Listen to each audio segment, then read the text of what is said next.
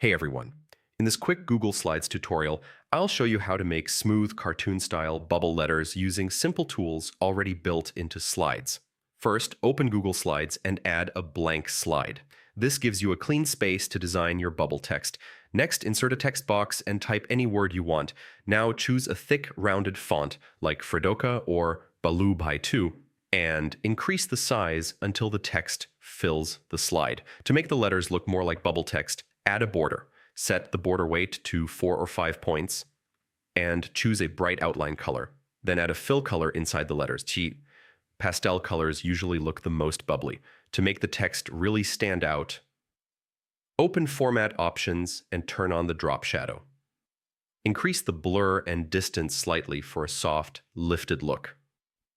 If you want an extra cartoon effect, adjust the letter spacing or rotate individual letters just a little. And that's it.